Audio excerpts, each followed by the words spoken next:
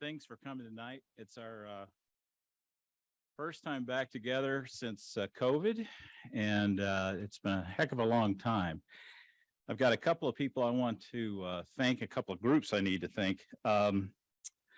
Also on my committee, I'm Josh Johnson, and we work through the AIA help with this program, and we've done it for the last coming up on 25. I think we got 24 years in. Brian Spencer arranged the first 25 of these. Always been free and open to the public. And I see some friends out there. It's important that you're here. We really appreciate it. We have to thank the Monona Terrace and Heather Sabin with all the great things she's done. I'd like to thank the AIA membership who's always supported this. But mainly, I'd like to thank you guys for being here because it means a heck of a lot to us. It's a public art forum. It's a public art forum. So to have a public forum that's free and public to the public has been the key to this thing. And without you, this would not work at all. So we want to get started and get going because it's going to be an exciting evening. And so I'm just going to start by introducing Mark Schmitz, and we're going to get the evening off.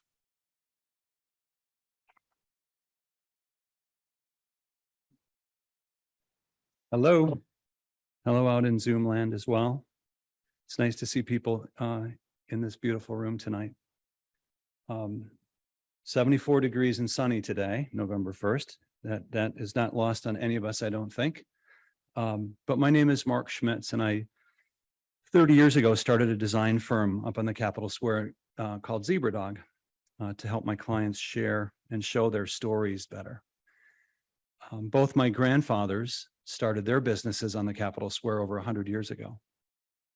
So today we're in the middle of 4 generations of native Madisonians and couldn't imagine being anywhere else on November 1st. So thanks for coming out tonight and sharing your interest in this city and in this place that we call home. We love this place. We love this city and these people and the politics and the weather and the flex lane. So cool. We love the memories that we've made together and the memories that we're going to make soon. As a kid growing up in Madison in the 60s, it seemed to me that there were only like 2 kinds of people in Madison. There were, excuse me, there we go. That was supposed to be up while I was talking. There's 2 kinds of people in Madison. There were the ones that had a boat and the ones that didn't have a boat. We didn't have a boat at our house or any house on the lake. So my time on the water in Madison consisted of walks to the duck pond. And those of you that grew up here know where the duck pond is. I don't have to tell anybody else. And then, of course, Vilas Beach. Vilas Beach was magical. It was the place where everything happened. And so we would walk to Vilas Beach. So if you squint at this city from any angle, from any direction, you see water. You see a lot of water, more water than you see land. The waters in Madison define this place. And they have for 12,000 years that human beings have been here. Yet in so many ways, we can't get to the water. There's highways and roads and railroad tracks and private houses and all the other things that sort of keep us away from seeing a sunset over the lake. As you know, we've got 270 parks in Madison, which is a spectacular achievement.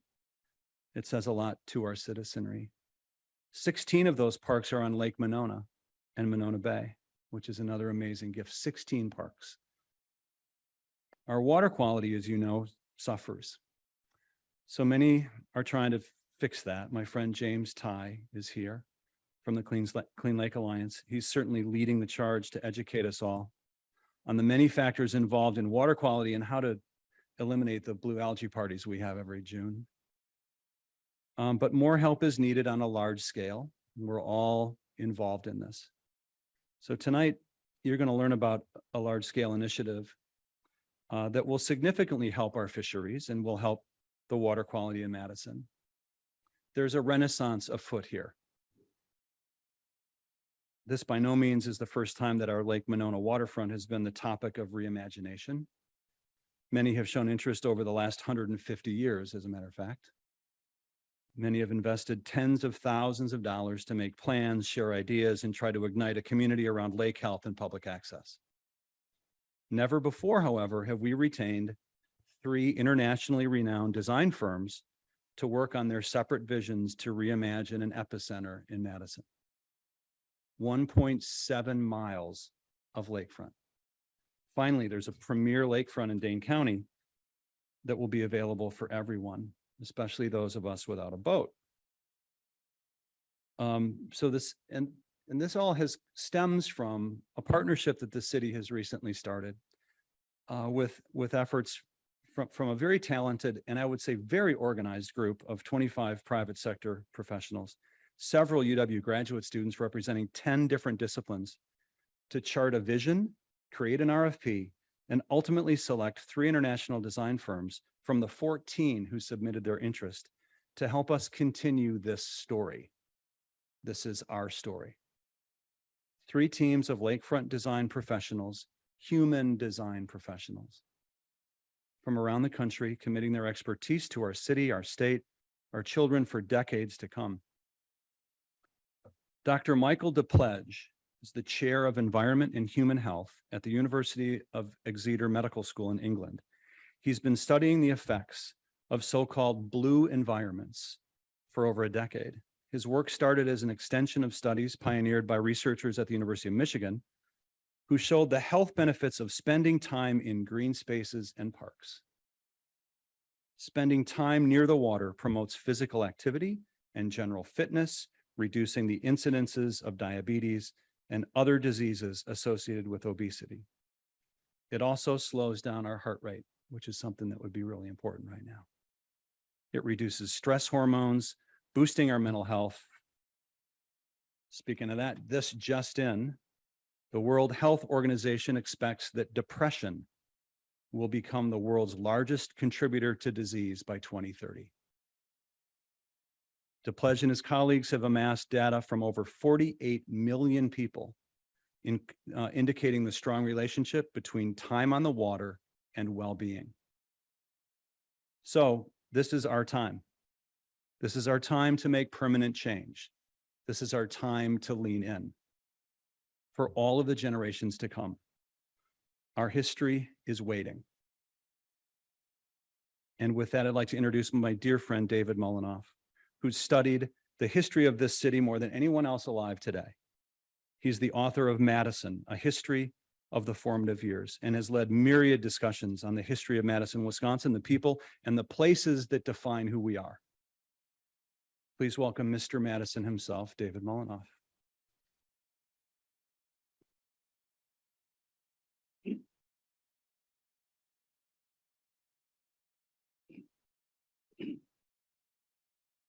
This lakeshore included in the Lake Monona Waterfront project has a long and fascinating history.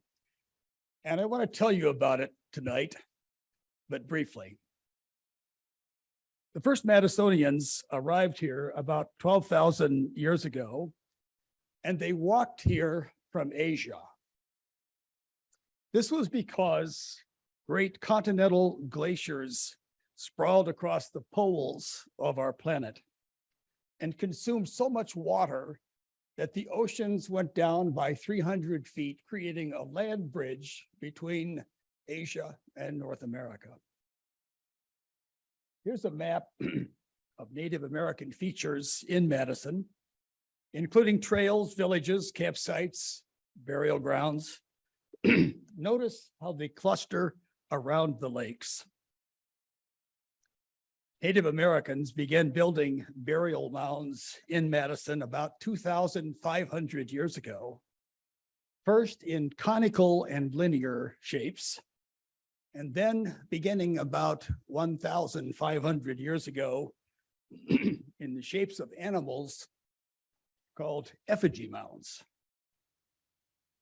More than 1,000 of these effigy mounds were built around the Madison lakes, the largest concentration of effigy mounds in the world. Why this extraordinary concentration of effigy mounds? It's entirely possible that before Madison was declared to be the capital of the Wisconsin Territory, it was the capital of the effigy mound people. Interestingly, Native Americans built just one mound cluster on the isthmus, and it was located at the intersection of Wilson and Martin Luther King Jr. Boulevard. As you can see, it consisted of 3 mounds, 2 conicals, and 1 effigy. One of the 2 conicals was located in the middle of Wilson Street, and the other was located under the corner of the state office building. And the effigy, a stylized turtle, stood astride the entrance plaza to Monona Terrace. It was no accident that Native Americans placed these mounds there. Nearly all mounds were located at particularly beautiful places, almost always on hills overlooking water. These mound builders understood what Madison's founder and later urban planners came to understand more than 2,000 years later. This was a very special place on Lake Monona's shore. Here are maps showing the original Madison plat and isthmus topography at the other end. Notice how Madison's founder, James Doty, chose the highest spot near the center of the isthmus as the site for the Capitol building. Notice also how Doty ran one of several extra wide streets along what is now Martin Luther King Jr. Boulevard, the shortest distance between the Capitol and the lake.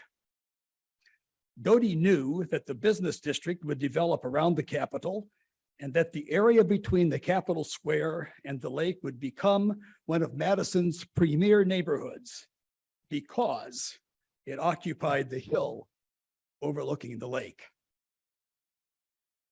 John Olin, on the left, Madison's greatest citizen and a card-carrying visionary, was concerned about Madison's rapid growth, but unplanned growth, and the lack of parks. So he hired John Nolen, on the right, the first man in America to earn a living as an urban planner, to do a comprehensive plan for Madison.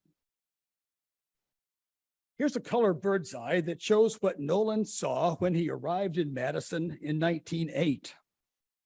4 very busy railroad tracks dominated the lakeshore and made getting there difficult and dangerous. Nolen was appalled. You have a waterfront, he said, that could be one of the greatest in the world, but look what you have done to it. You have allowed railroads to despoil its beauty. You have allowed privately owned illegal boathouses to line the lakeshore on the right side there. You have no park along Madison's premier lake frontage. Let me show you, said Nolen, what Madison could do to realize its extraordinary potential. You could create a great park for the people by filling in the lake out beyond the railroad tracks. You could build a platform over the railroad tracks with stairs cascading down to the park so that people could get there easily, safely, and beautifully. Unfortunately, Madison civic leaders never fully implemented Nolen's visionary plan, but in the 1930s, they began a smaller version called Law Park. This photo shows the lake filling operation at the east end of Law Park in 1943.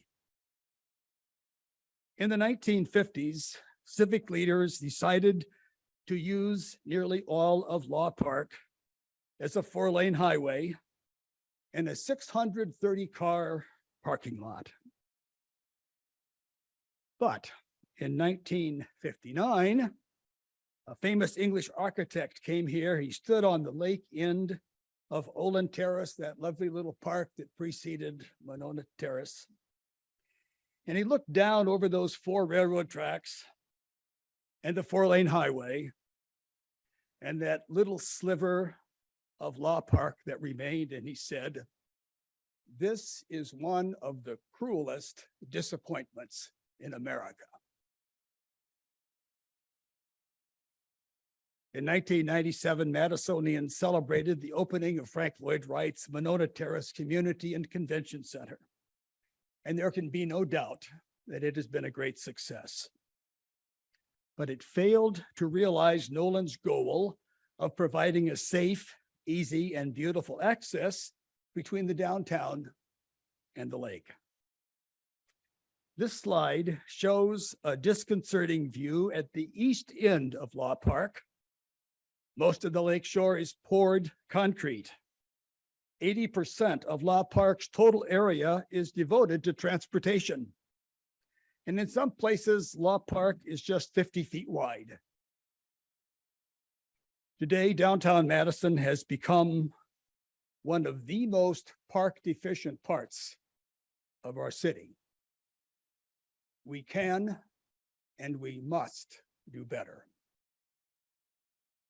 The number 1 recommendation of the 2012 downtown plan was to celebrate the lakes by transforming Law Park into a signature park, including a boathouse reflecting Frank Lloyd Wright, design, his safe pedestrian and bicycle connections, transient boat docks, festival grounds, a fishing pier, and much more.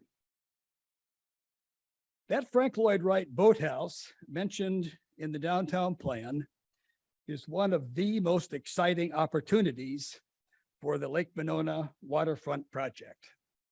And we can click on that next slide, I think. There we go. Here's the backstory. In 1893, John Olin, that visionary citizen I mentioned a moment ago, hired Frank Lloyd Wright to replace that strip of ugly boathouses that ran from Machinery Row almost over to where we are today with this big public boathouse. Wright was in his first year of private practice and was delighted to get the commission. For this commission, Wright designed his first circular building, 60 feet in diameter and 70 feet to the tip of its conical roof.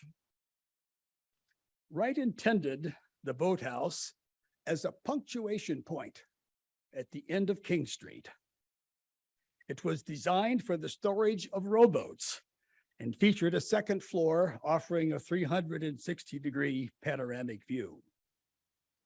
Unfortunately, a steep, sudden depression prevented its construction, but it still could be built and used for kayaks, canoes, and sailboards.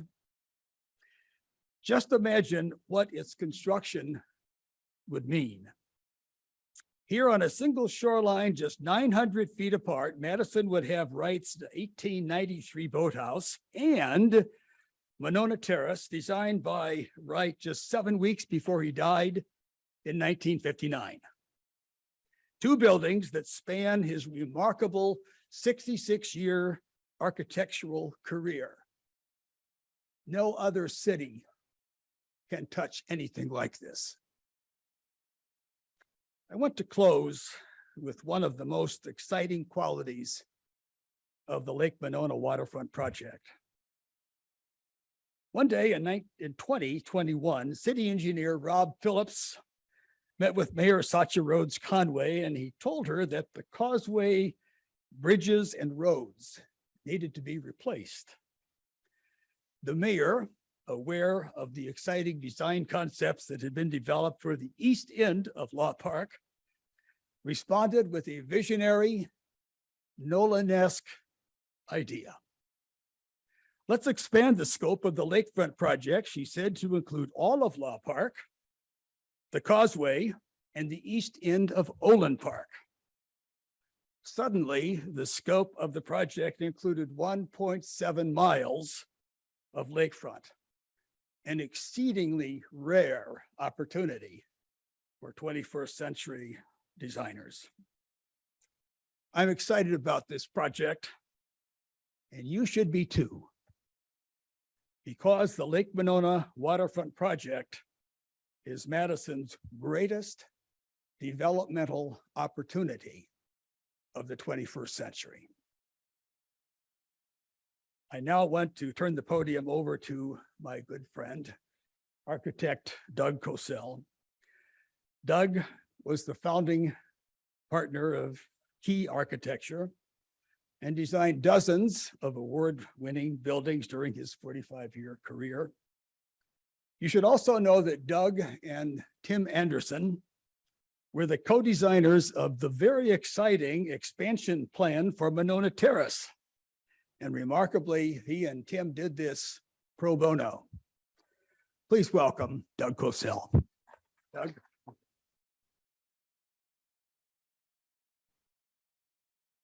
Thank you, Dave. And I should point out, I'm one of three founders of Key Architecture. At least one of the others is in the room. Thanks, Dave.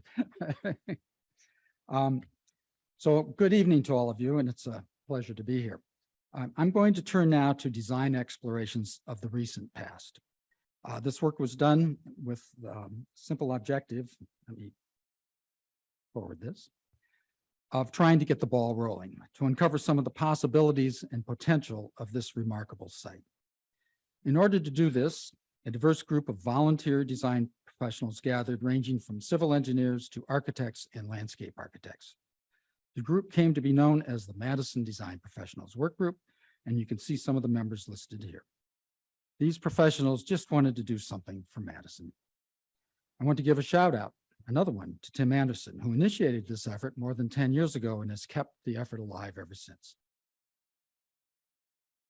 It takes a full bevy of technical specialists to do this kind of planning, and that includes a group of dedicated engineers with expertise related to the ecology of shoreline development. Here are some of those folks seated in this picture. And here I would like to acknowledge Fred Klansnick for his role in identifying the type of expertise that was needed and in recruiting talented individuals to the effort. Our focus was on the eastern end of Law Park between the Blair Street interchange and Monona Terrace. This is the area circled in red. We wanted to start at a place that offered a good opportunity for connection with downtown. As Dave pointed out, the design challenge scope has been expanded to include the causeway and parts of Olin Park. This extended the idea of connection to include neighborhoods to the south, highlighting the objective of making this area a nexus for the entire community. In order to get a diverse set of creative approaches, we divided into three teams, resulting in three design studies that you see here. It was not a competition, but rather a set of inquiries intended to uncover the possible features to be found within a good design solution. And as I said earlier, we just wanted to get the ball rolling. The geography between Monona Terrace and Blair Street, with its escarpment of some 40 feet in height, is uniquely adaptable to a covered roadway. Kenton Peters was likely the first to see this possibility in his proposals for bridging across the drive to the water. Here, seen in section, is just one structural possibility from our design teams, using a concrete arch which can be put in place with minimal disruption to John Nolan Drive. A strong arch structure such as this can support significant development, both landscape plantings and hardscape areas. Along the walkway leading down to the water, there could be overlooks, water courseways, and intensive planted areas. The serpentine path shown is meant to address ADA access. The lake edge in an urban setting ought to be more than riprap. People like to come down to the water when they are encouraged to do so. Imagine impromptu gatherings at a setting like this by the water's edge. This step design has been used to great effect at Memorial Union. Dave spoke of erecting Frank Lloyd Wright's unbuilt boathouse design shown in the plan on the right, situated at the water's edge where Wright wanted it. This design creates a plaza around the boathouse, which includes features such as a splash pad, an ice skating arena, and flower gardens. Successful spaces for community congregation feel like natural gathering places. They are characterized by an open area, bounded at its edges by architecture, by landscaping, and often by open water, creating a sense of place which invites group activity. We need places where we can come together physically and see each other as part of the same community, where we can connect with each other. We can't have enough of these. We note that ideas like these will take time to implement and will require diverse funding sources. One way that design can help is by making discrete areas which can be funded by donors. Chicago's Millennial Park has done an outstanding job at this with various spaces, including the Lurie Gardens, a donor-funded garden. Plan shown here illustrates one idea of how defined areas can be formed which would be attractive to donors.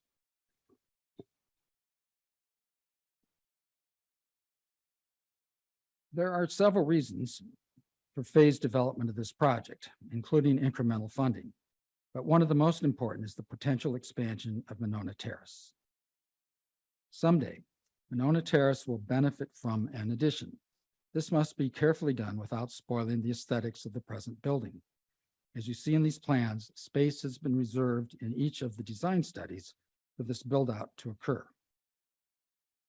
Here you see present-day Monona Terrace in foreground, with the annex just beyond, located alongside and in back of Monona Terrace. The architecture of the addition is quiet and subdued, in deference to the design of the iconic existing building. This cross-section shows the relationship between the escarpment to the left and the lake to the right, as well as showing the required clearances over the railroad and drive.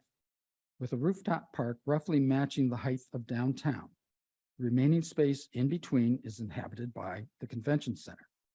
Functional spaces are placed over the railroad and over the drive, while corridor and breakout spaces face the lake, providing grand views to Lake Monona. With ideas such as this need to be structurally and economically feasible. We were fortunate to receive a grant from the Madison Community Foundation, which was used to explore a structural solution to the expansion plan. This was developed by Grafe Engineering with cost estimating from Findorf. In a nutshell, it is very doable using conventional means of construction. The annex can occur in a way that respects the presence of existing Monona Terrace. The expansion takes its place quietly, sitting alongside the present building. And as you can see in this design study, it can be carefully integrated into an overall park design, becoming part of the park rather than a thing unto itself. Meanwhile, for the centennial of John Nolan's book, Madison, a Model City, the Metcalf family asked Brian Vanderwall's office to investigate improvement of the causeway, which, after all, is a signature entrance to our city. This image depicts a structure to celebrate the axial alignment from this place on the causeway, across the waters of Lake Monona, and up Hamilton Street to the front door of the Capitol building, illustrating how connection can be established visually across a distance. We regard views of our Capitol highly, as if it was a piece of the landscape. And there's potential for further connection beyond the areas within the design challenge. This sketch is from a study by Vanderwall and others of potential growth on the Alliance Center campus, showing here a land bridge over John Nolan Drive connecting with Olin Park. In this way, the Lake Monona Waterfront brings about deepening connection with South Madison and beyond. I would now like to introduce Miles Tryon-Petith, who has been with our professionals group almost from the beginning during his undergraduate days. Since then, he has worked with Plain Lakes Alliance and has done a stint in Peru with the Peace Corps. He is now working on his PhD in Water Resources Engineering and Science. He will discuss the interface between land and water. Please join me in welcoming Miles to the podium. Great job.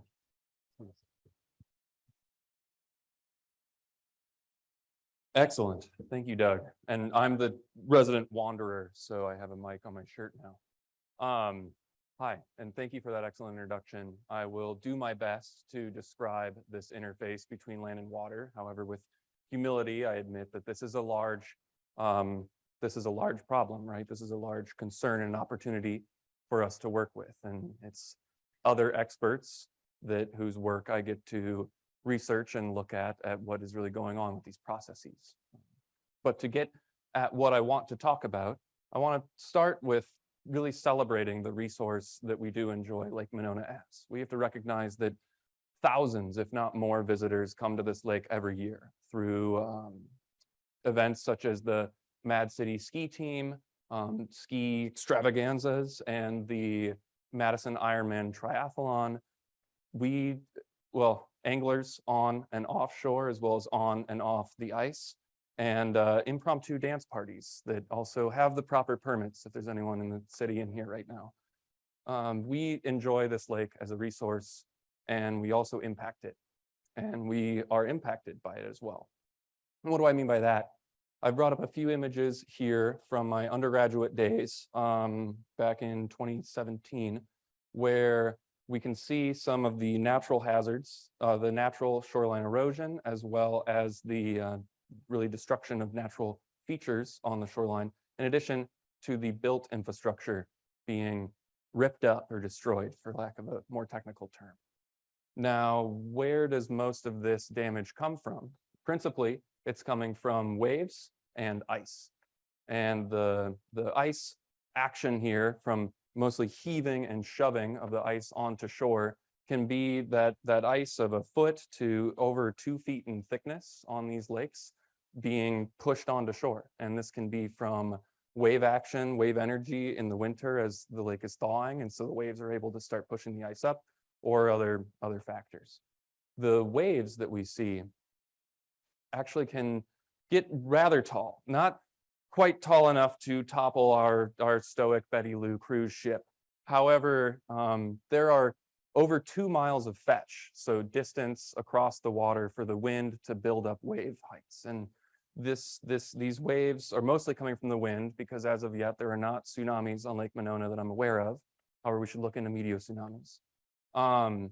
But these waves, they build up over the distance of the lake along with the wind speeds that we'd expect. And over the historical record, we can see storm winds large enough to produce 2 and 3 foot larger waves on this lake. So this is all meant to say they're significant enough to subject some of our infrastructure to that kind of damage.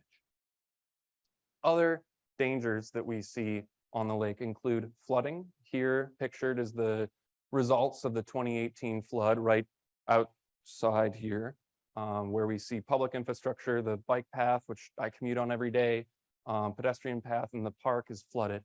And this illustrates that this is a lake that is dynamic. The 2 numbers on the left side of the screen here, 842 and 848, are the total fluctuation seen in Lake Monona over history.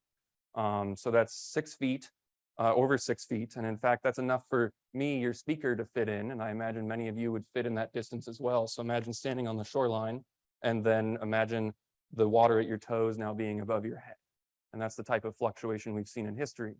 Year to year, it's usually more like 3 feet, which is still significant, but this hopefully describes how we end up getting some of these floods. It would be a mistake if I did not talk about water quality in this presentation either. So these lakes, and of which Monona is a part of, the Yahara chain of lakes, are federally impaired waterways, which means that they're more or less, there's enough pollution in them to be recognized nationally as unhealthy, they're sick. And this can be from E. coli, our favorite blue-green algae parties, cyanobacteria, and other pollutants from industry, old and new. There's some silver lining here. The Yahara Clean Compact, I think the 3rd iteration, someone here could definitely correct me if I'm wrong, has 19 collaborators intending to address this issue. And I think that this site and this project is a prime opportunity to trailblaze for those efforts and see what we can do about it. But where do these water quality concerns come from? Here I've shown a rather granular image of downtown Madison, but I have a simple question for you. Do you see more green or more gray in this picture? More gray. Yeah, me too. And that gray, most of it is impervious, which means that water cannot infiltrate into it. This means that when it rains, it hits those impervious surfaces and it runs away down to the lake, carrying with it pollutants, including road salt, whatever comes out of cars, phosphorus from leaf fall and fertilizer. And these are parts of the things that contribute to those water quality concerns. So these are the concerns. That was the doom. Hopefully this is the opposite of gloom. What can we do about it? And taking into account the fact that we have those lake-based hazards and those more shore-based or behind the shore-based hazards, how can we take the traditional approaches like the rubble mound revetments, the groups of rocks that you can see just outside here on the shore, well, maybe not now, it's dark, that are made to resist wave action, or that those iconic steps in the Memorial Union Terrace that lead into the water, those things are engineered to resist waves. So how can we take the lessons learned from that, but also encourage more natural infrastructure or things that might benefit ecology and water quality? And so here I've shown two images. One, the top is in New York, and here we've calmed a bay of water behind it, mostly for oyster growth. That was what this proposal was for. However, also we can imagine that it's better for recreators. It would be safer for any natural infrastructure you might build, including just plants on the shoreline. This will protect us from those big Betty Lou dangerous waves. In addition, behind that, when we have something like that in place, we could entertain vegetation and other shore-based softer approaches that would be nicer to interact with, but also potentially mitigate some of those water quality concerns. There's a lot of pictures and nooks and crannies in some of these structures, and most of that can also be thought of as potential fish habitat or potential aquatic habitat for flora and fauna. I'm not an ecologist. However, from what I understand, these crevices and cracks and caves can be potentially really beneficial for habitat growth, which is also a good thing for our lakes and what we're looking for in terms of these potential improvements.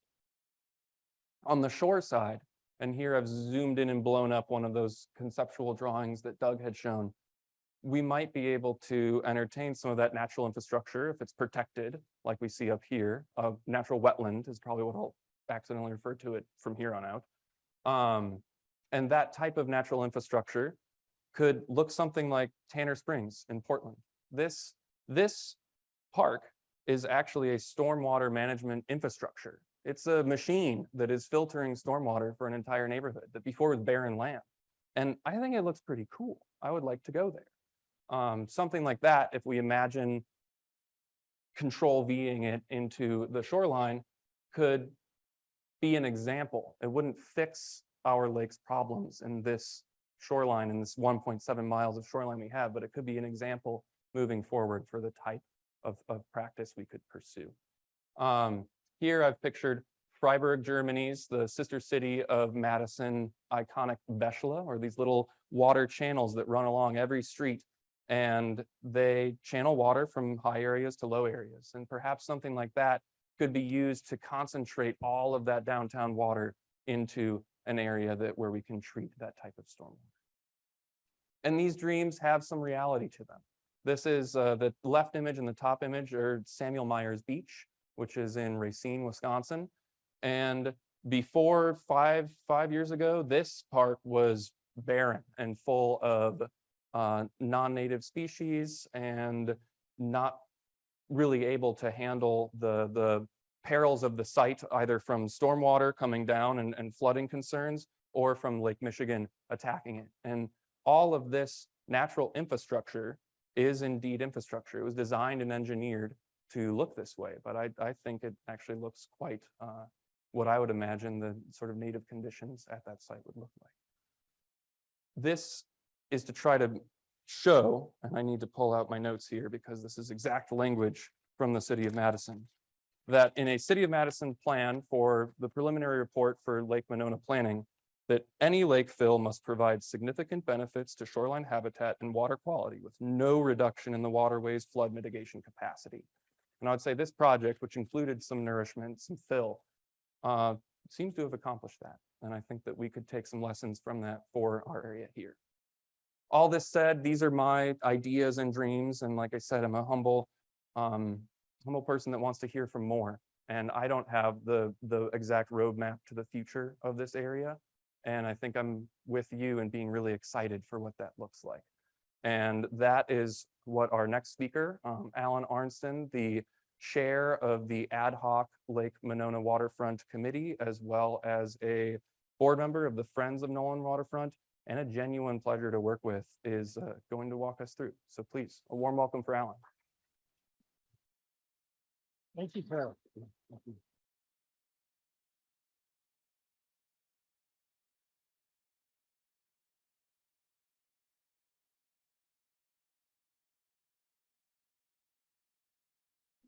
Good evening. I'm here to talk about two things. I'm here to talk about the Lake Monona Waterfront Design Challenge, which kind of is what prompted all of this.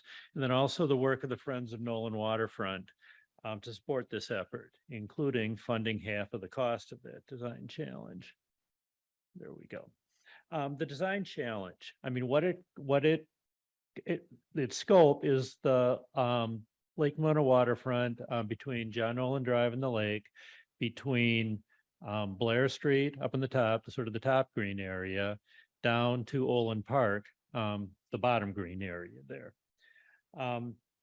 And how this came about is following the design professionals work that Doug Kozel told you about. City of Madison commenced a public engagement process led by the Smith Group, Urban Assets, and Equity by Design.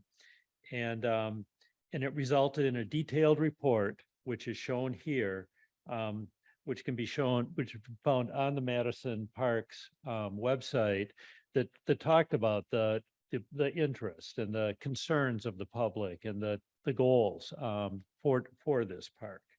Then this past winter, the Common Council passed a resolution authorizing the design challenge, and its salient points are set forth on the screen here. There's a 13-person Lake Monona Waterfront ad hoc committee. It's appointed by the mayor and approved by the Common Council to manage the design challenge. And then it laid out the design challenge process. What happened is the Parks Department sent out requests for qualifications to national design firms. Then the committee went through a process to select 3 finalists, which is sort of where we are right now, who will prepare conceptual master plans for this proposed park. Following a public review process, the committee will select one team and work with them to prepare a final detailed master plan that'll be submitted to the Common Council and Parks Commission for approval. The ordinance also listed the principles guiding the design challenge, which are set forth on this slide. That I won't repeat them, but really the things that we're looking at for this park to be a signature downtown park for Madison.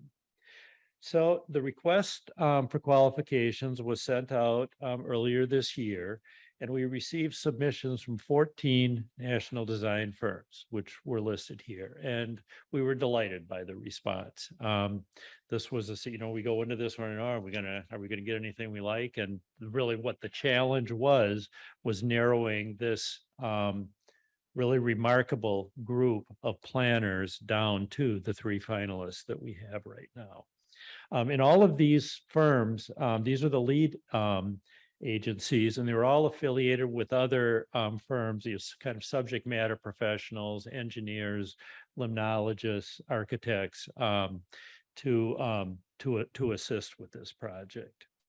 So then the committee reviewed these requests for qualifications and scored them based on these principles set forth in the plan here. And the one thing, again, I've been chairing the committee, and it's been a completely transparent and public process. This is all the meetings, virtually most of them have been via Zoom, and they're recorded, and everything You know, everything's available to everyone, and I'm really proud of the work that the committee has done in that regard. So we did this scoring, and then we selected the 5 highest ranked teams. We interviewed, and then it was a virtual interview, and we scored those interviews based on these criteria here. And then the committee worked through that, did some scoring. People had a chance to revise their scores. We talked it over, and we selected these 3 finalists. Agency Landscape and Planning, Sasaki Associates, and James Corner Field Operations, each of whom have contracted with the city to prepare conceptual master plans for this proposed park, and for each of would be paid $75,000, which will cover some of their costs in this in this endeavor, and it's funded 1/2 by the city and 1/2 by the Friends of Nolen Waterfront. And just to talk a little more about these finalists, Agency Landscaping and Planning, they're out of Cambridge, Massachusetts. Here the slide shows some of the groups that are part of their team. Representative projects include the Chicago Riverwalk, Jacksonville Landing, Sarasota Bay Park.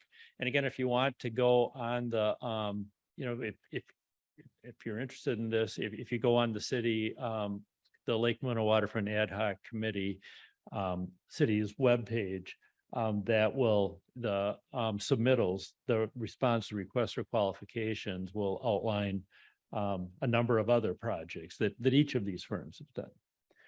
The second finalist is James Corner Field Operations. They're out of New York. Representative projects include the High Line in New York City, Navy Pier in Chicago, Seattle Central Waterfront. And then the third team is Sasaki. We're out of Boston. Representative projects, including the Beijing Olympics Green, University Lakes Baton Rouge, and Cincinnati Riverfront. So with this is the schedule that has governed this process. And as you can see, 2022 is the top bar, 2023 is the bottom bar. Right now, we're in the purple area, in which these teams are all working on putting their master plans together. And then in January, well, and backing up a minute with the process, we had a kickoff at the Central Library on October 3rd that each of the teams were kind of introduced to Madison and responded to questions. And then the conceptual master plans are due in January, and there's going to be a public presentation at the new Parks Department office facility in Olin Park, where the consultants will be here in person, and people have a chance to ask questions and look at the plans. And that's starting our public engagement process for these conceptual master plans. And we anticipate it being, you know, detailed and intensive. We really want to get all of the community's reactions to guide our decision.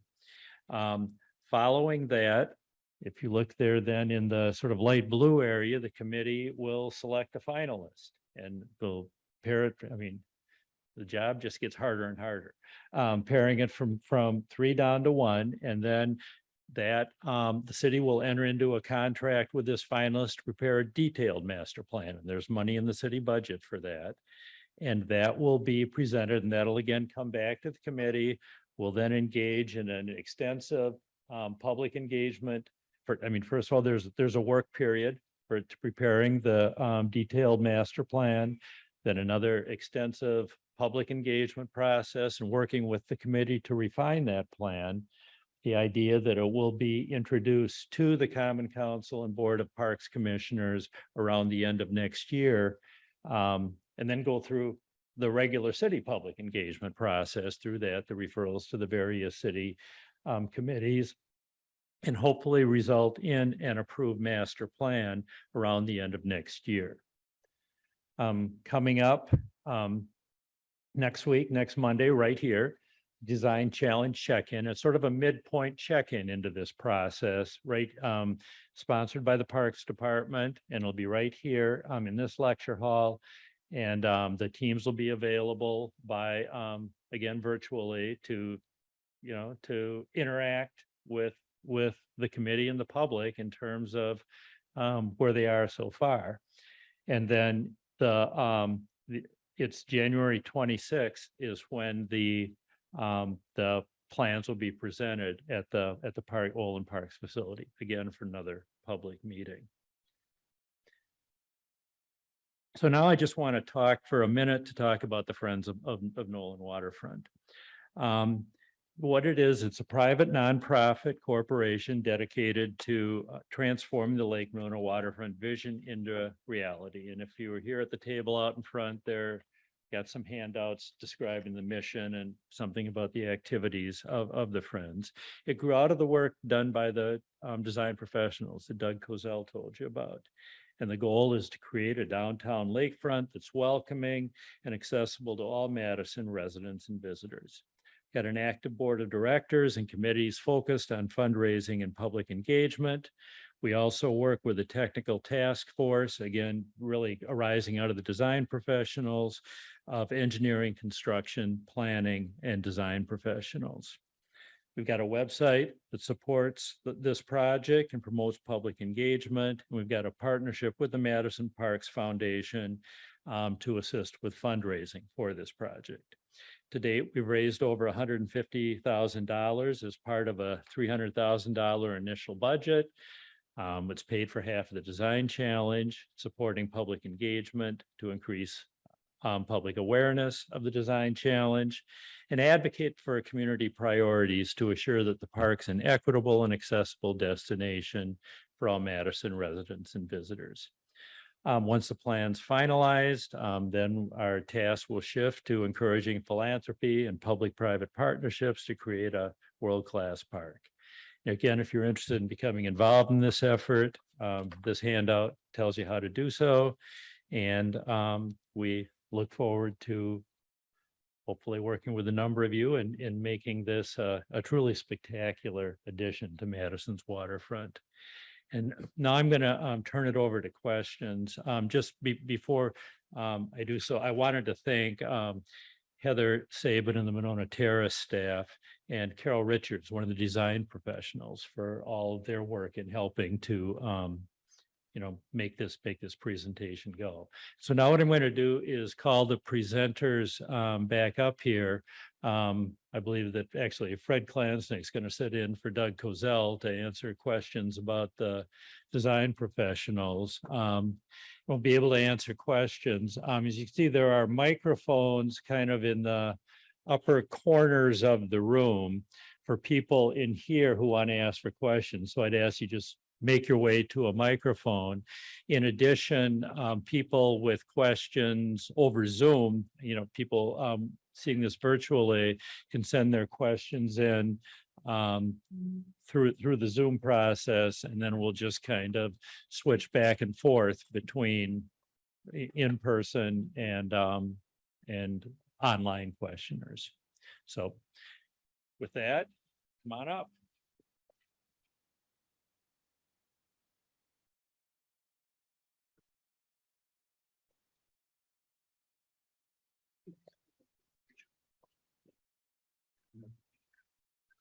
Right there. Somebody grab it. Testing.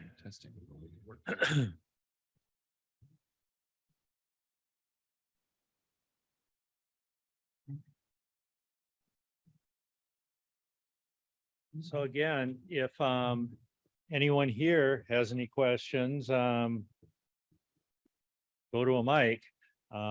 Otherwise, I'll if there are none from the room, we'll see what come in over the web. And it looks like Anna is making her way to Mike. This is Anna Kowski from the Sasaki team.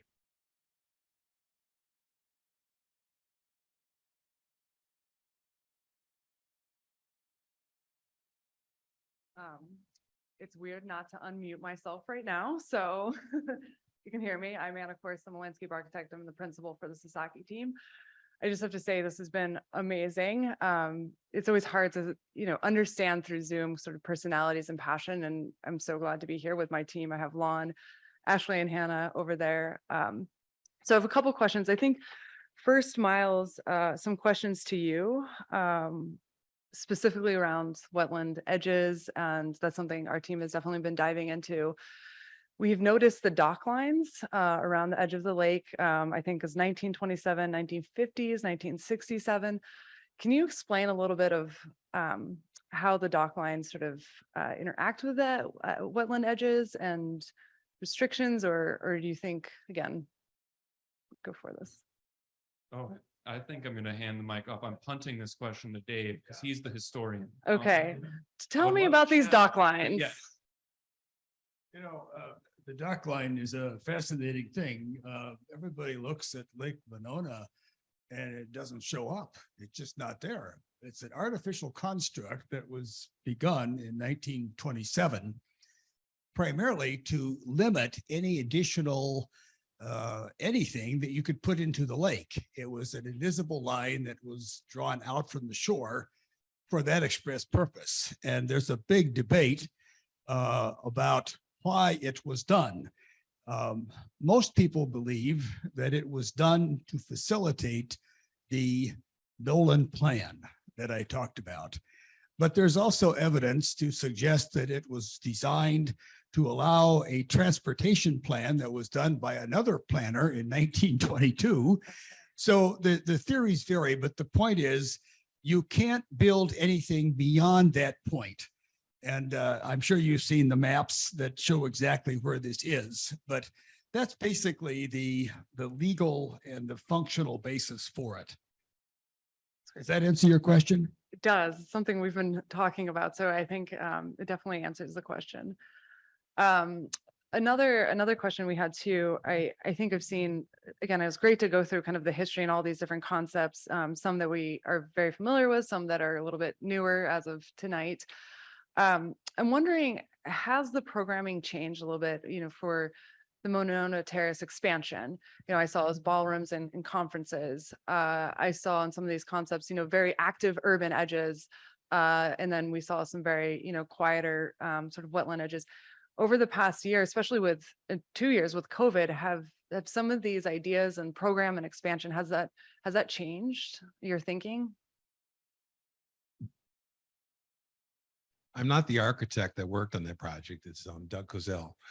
But I think in general, the uses for Monona Terrace are pretty much the same. In fact, when they programmed the expansion, they used the uses that were present here and repeated those uses at the next level over. And that's how they came up with that expansion envelope. But of course, things do change over time. And at the time they actually decide to do it, they'll have probably some additional program elements. Were you asking a little bit more about how the size and the shape, et cetera, of that expansion was done? Did I understand your question? Yeah, I think the program of the expansion, one, which you sort of answered, but then just the size and then how this is tied into the overall competition. Here is some additional background that might address your question. The design professional group met several times with the director of Monona Terrace and basically asked the then director, what are your future needs? And what we heard from those meetings is that we are losing a lot of business because we don't have the expansion to accommodate the kinds of requests that we are getting. And that led to a deepened discussion about how we could respond as a group of design professionals. And essentially, what we ended up doing was to create a 50,000 square foot addition of certain types of programming space that would meet the needs, the future needs of Monona Terrace. Now, I should point out, and perhaps you've seen this, there was a study done by a company that specializes in this type of work that detailed exactly what type of facilities that were needed. So that was the process that we followed, and I'm pleased to report that we presented this concept that Doug Kozel showed you directly to the Monona Terrace board. And Judy, if you want to say something later, I would hope you would. Do you want to do that? You're most welcome.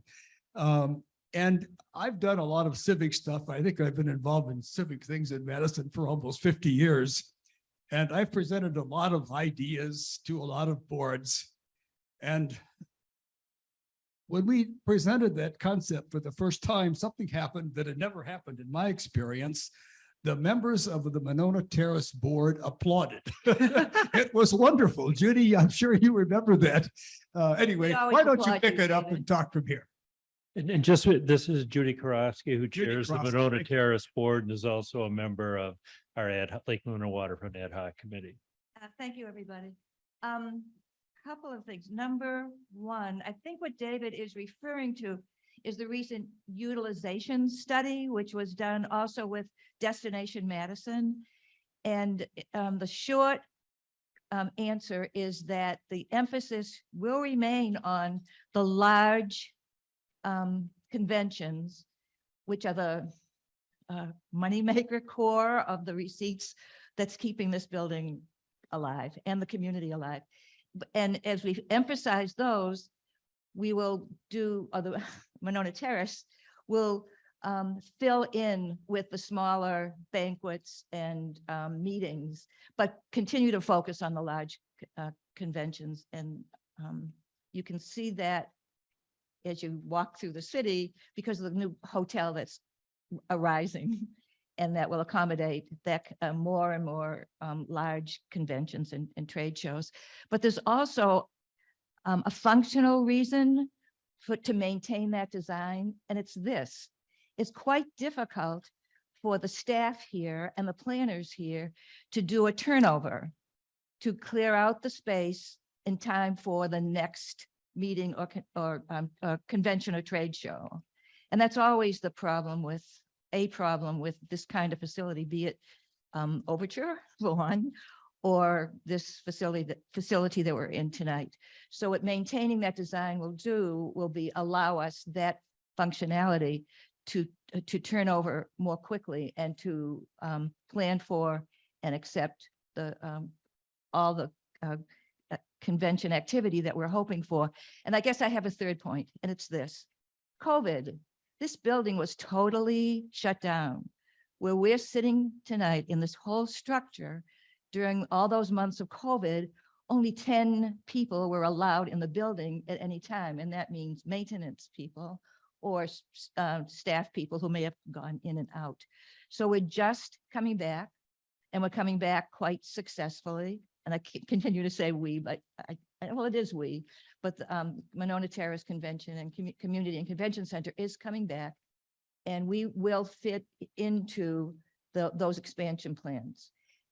Fourth point, the board has never approved that expansion. Yes, we have applauded it, but it's never actually gone through a board process, and we've not approved it yet. Did I say enough? Yep, thank you, Judy. I'm going to hand it over to Heather to see if we have online question, and then we'll just go back and forth here. Heather? Hi there. Can you hear me? We can.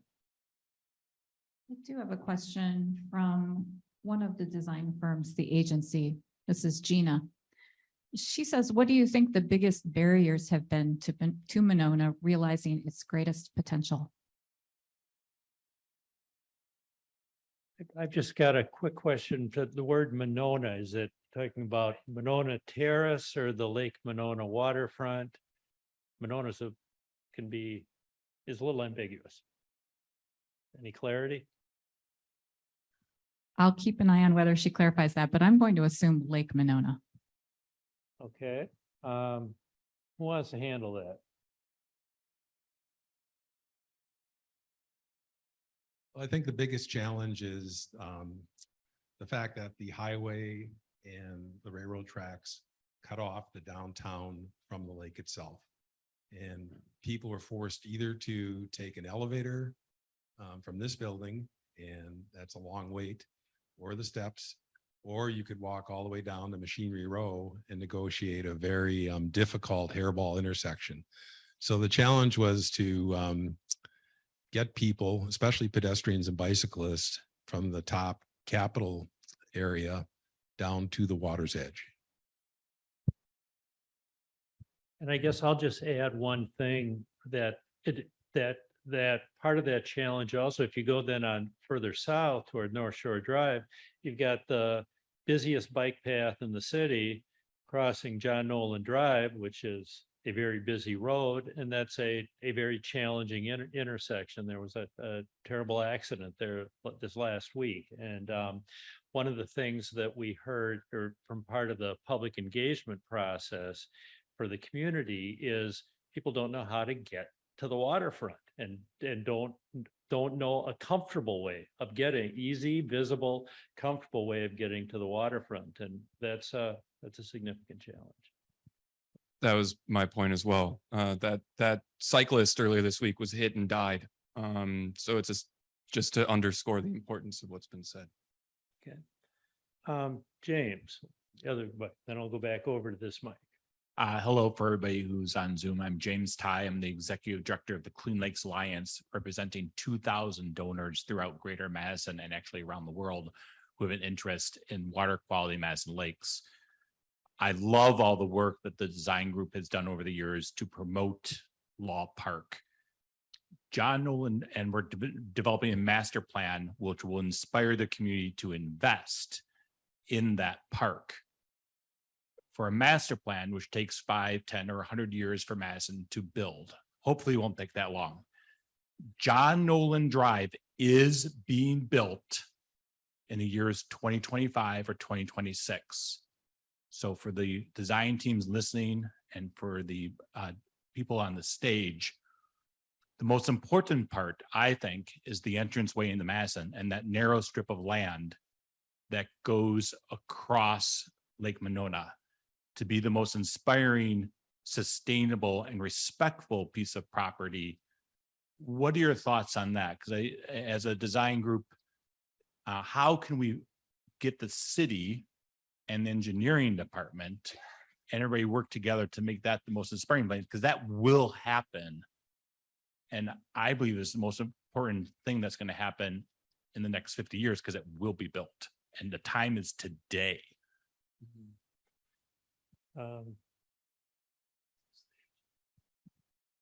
So James, that's a good note. And this is all theater. It's all a stage. It's the greatest view of the greatest stage in the state of Wisconsin, arguably in the Midwest. So the drum roll that you experienced, the long gasp, the time, the stop, you don't want to be a driver when you're on John Nolan Drive. You want to be a passenger because it's one of the most beautiful, breathtaking moments in our country. So the fact that we are fast tracking, I shouldn't say fast, but it's tracking and it will be done. Engineering has said yes. City has said yes. This design challenge must, from my opinion, being a business owner and like-minded, designer to this team, the challenge is to rise immediately to address those particular concerns as infrastructure is being planned, designed, and put in place, that the so-called runway, the red carpet, must be addressed as, I would say, as a priority one, just simply because it needs to catch up to the city. So that's just a small note. Heather, is there another internet question? Yes, and there are quite a few in the queue. We'll do our best to get to as many as we can. I do have a question from Megan at the James Corner firm. Could you describe the process for air rights procurement at Law Park North? And do you imagine a possibility for granting of air rights over other stretches of John Nolan Drive? Is there anybody here who can answer that question? No, actually, I can't answer the question. this is not going to be an answer to your question. As I'm sure the question asker is likely very aware, the only thing I can add for all of us is that you're competing with several different institutions there in securing that. And one of those, namely, that might not immediately come to the mind is the Office Commissioner of the Railroad. And that is an extra knot in the system.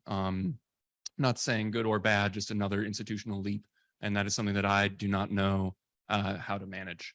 One thing that might be pertinent to that is around a dozen years ago, we had money from the federal government to put a train from Milwaukee to Madison. And as part of that, with that plan, there was a train station planned for Monona Terrace, which included part of that was, going over John Nolen Drive and going over the railroad tracks.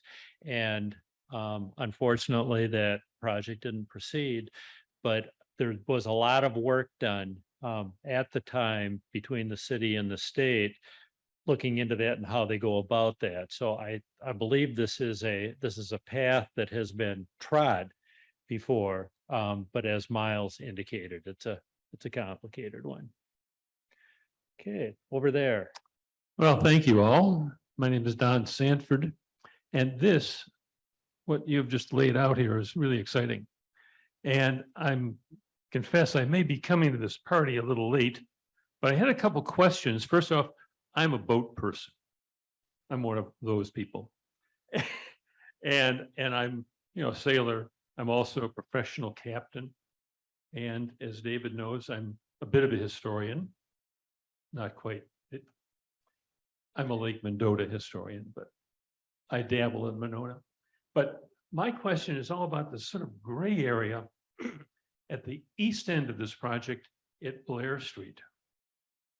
And I mean, right now at the foot of Blair Street, there's a boathouse that the Dane County Sheriff keeps a boat there.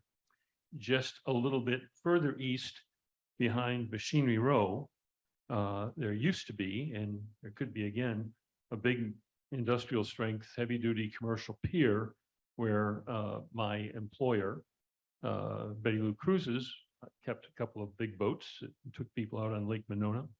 And that's alluded to a little bit in some of the sketches. And I just didn't know if this project continues past Blair Street, if that waterfront behind Machinery Row is part of it. And I think I can answer that. I think it's not part of the Lake Monona Waterfront Park, but I think when you're looking at this project, you're looking at sort of fuzzy edges on the park boundary. For instance, with looking into John Nolen Drive. I mean, the park is between John Nolen Drive and Lake Monona, and city engineering is planning on shrinking that roadway down. There's another side of the road that's on the Monona Bay side, and there may be something there. And again, especially when you're looking at how do you deal with the different transportation modalities. Similarly, when you're downtown, you're looking at, okay, are we going to connect this? Part of the plan is to connect it to, to Wilson Street, to the square. That's really actually outside of the park's boundaries, but it's really part of what's contemplated in this project.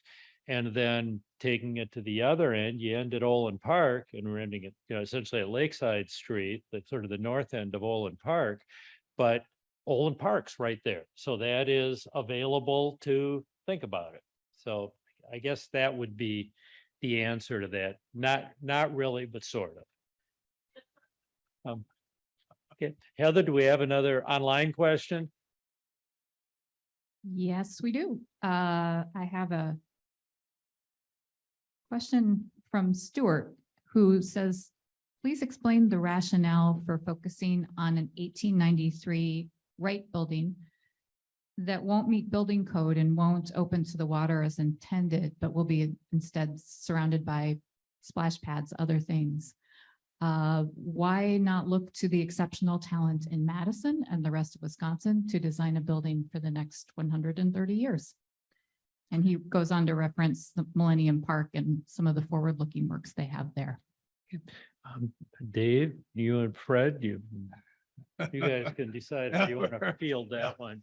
Well, I will begin an answer. Frank Lloyd Wright is arguably the most famous architect on the planet. Because he lived here in Madison, spent his formative years here, et cetera, his relationship with Madison is pretty special. He designed 32 buildings just for Madison. Relatively few were built, but among those buildings that were not built was this very iconic and very significant first commission for Madison, namely this 1893 boathouse.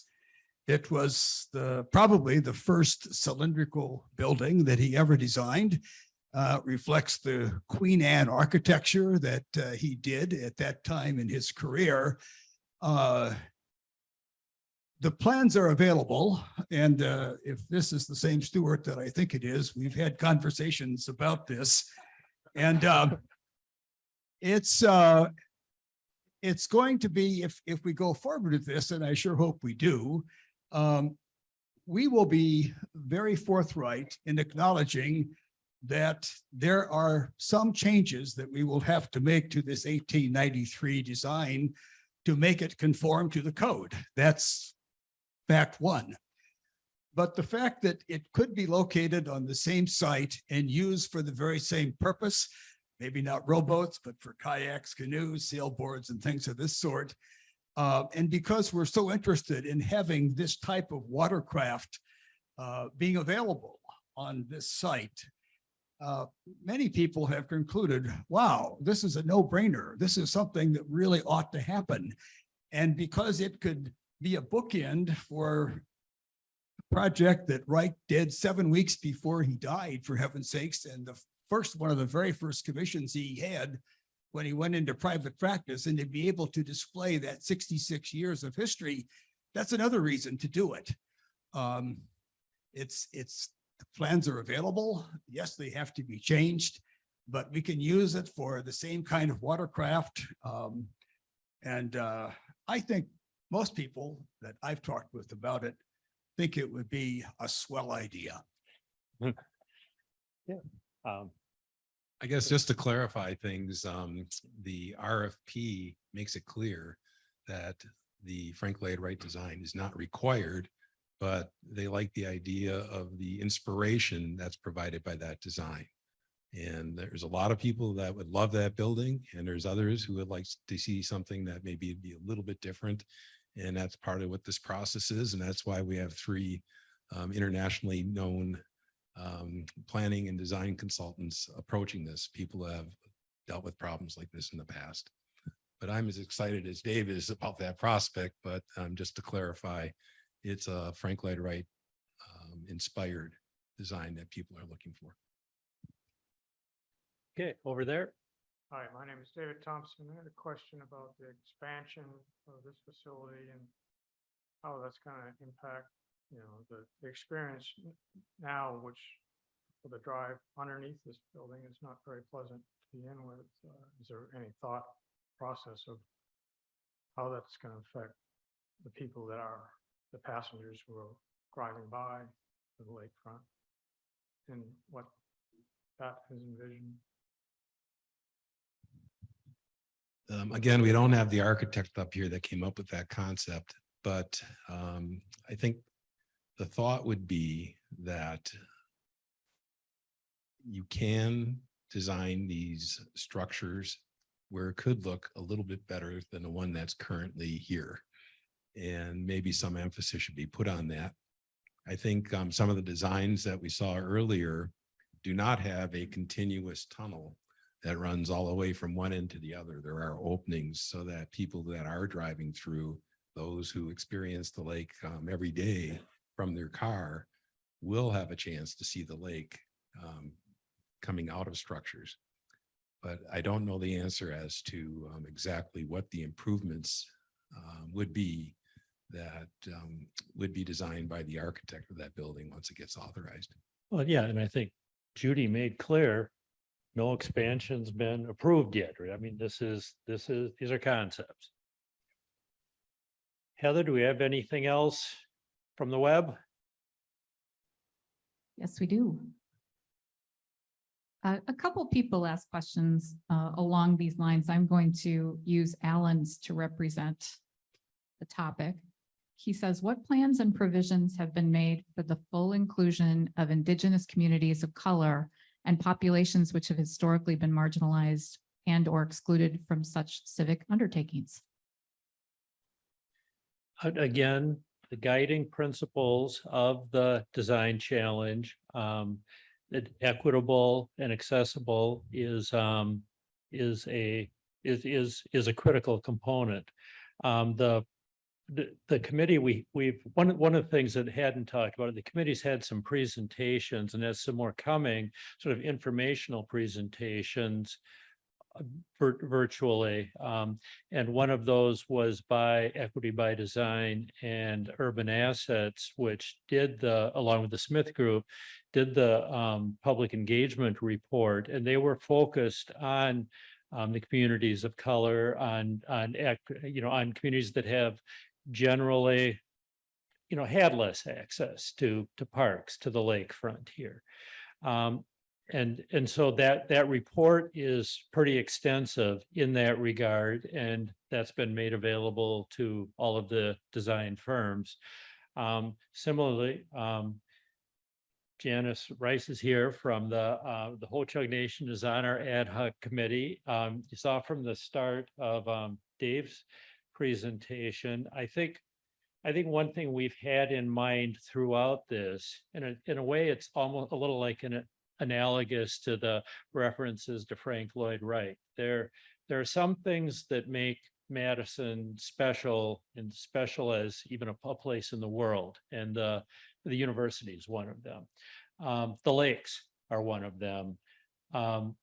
The connection with Frank Lloyd Wright is one of them, and the history of the Ho-Chunk people in this area, and the really remarkable story that that nation, the community, has to tell of the being moved away and coming back, and being moved away and coming back is, you just saw within the last month, they found a canoe that's 3,000 years old in Lake Monona.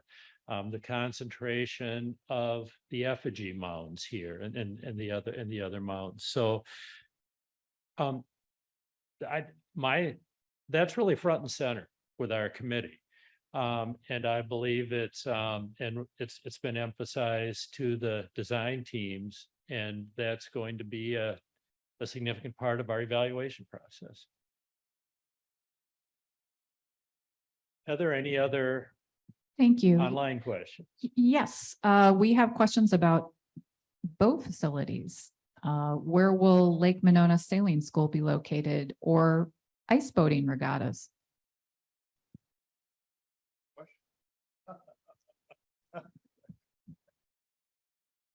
None of that is set right now.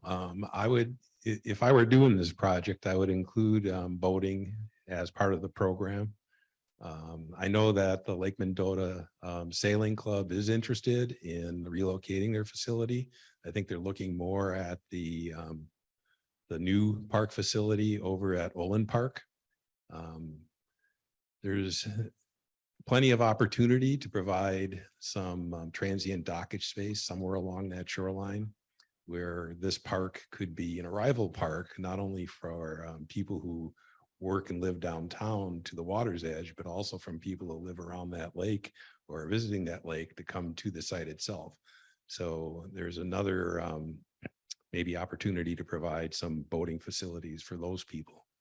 And then, of course, there's the kayaking and all the paddle sports that are so popular in Madison. And the winter stuff is, again, I think, a really cool part of this project. You see with the Clean Lakes Alliance over off the Edgewater on Lake Monona, they always have their frozen assets weekend, and with all of the ice activities. And I mean, I think, and I've gotten the sense from the design teams that, dealing with frozen water is fun. So I'm just, that's part of the, I don't think this will be overlooked. Well, just a couple more if I may. We have one from Jody. She asks, are there restrictions based in state DOT regulations about the roadway that will affect any new designs? What could limit options for alterations to the road and the causeway? I don't know that anybody here, and can anybody answer that one? I mean, that's really a function of city engineering and regulation. I mean, there are a zillion regulations of every kind that relate to this thing. And they're in, they're in federal law, they're in state law, they're in county law, because the county's got the lakes. They're, and again, not only, they're obviously in the city. And then not only that, you can look at it in environmental regulations, you can look at it transportation regulations, you look at it in your railroads. And again, that's just by way of example. So that's something that's going to be always something that's going to be dealt with this. It's a highly regulated area, and but we're not the right people to answer that question. Sorry. Mark asks, how interested is Dane County in participating in the waterfront project? Is it realistic that it will connect to the Expo Center reimagining? One of the presentations that's going to be given to the committee is from a group involved. It's called the Destination District, which it was in part of Doug's presentation, and really connecting with the Alliance Center. And I think, and I know that the county interest is kind of reinvigorating the development of the Alliance Center property, and that's something like 400 acres. It's really big, and it's the connection to South Madison, to the lakefront. So again, the county has jurisdiction over the lakes, and the county has been, really very proactive in working on water quality issues with the lakes, with the working with the Clean Lakes Alliance and the Hero Lakes Project, but also then in connecting with the Alliance Center, that I think that's going to be a big part of what the county's involvement in this is going to be. And also it's so the city just acquired just next to the town of Madison, and so that's the connection to South Madison also. So it's one it's there. You just look at the real estate. I guess the thing I'd add to that is for a project like this to succeed, we're going to need collaboration among the city, the county, the state, and the federal government. And not only from a regulatory point of view, but also from a funding point of view. And the county has got a lot of experience in working on the lake side of that land water interface, and have done some pretty spectacular projects. The city has coordinated with the county on many projects, some of which were headed up by James Ty, with installing clean beaches around Lake Monona and Lake Mendota. And I think with the two governmental entities working together, we're going to get many more good ideas than we would if they're operating separately and serving purely as regulatory constraints. Heather? Just one more from Martha. Has Lake Monona been considered as a single entity in the planning process for this site? Should planning for the site take into account limiting uses here that may be more appropriately assigned to Olbricht's large open lakefront and the City of Monona's recent acquisition of the San Damiano property? Any of you? I don't, Fred? Well, I guess what I would say is we don't have to cram everything into this site. I mean, it's a limited amount of acreage. I think what we ought to do is take a look at those uses that are most appropriate for this site.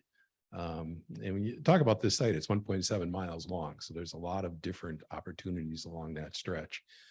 I happen to be mentoring a team of students, Capstone students from the UW Civil Engineering Department, who is looking at San Damiano as a possibility. But it's a small park on the other side of Lake Monona. And it's going to be much more low key than this project will be. But it makes sense to take a look at this project and this site in the context of everything else that's going on around the lake. And I'm sure these designers will do that. And again, the one thing with this park is it's right downtown, and that's something that's unique about it. All right, well, thank you all for coming. This has just been a pleasure. Great. I'd like to thank the panel and thank all of you, and have a good night. Thanks to Monona Terrace.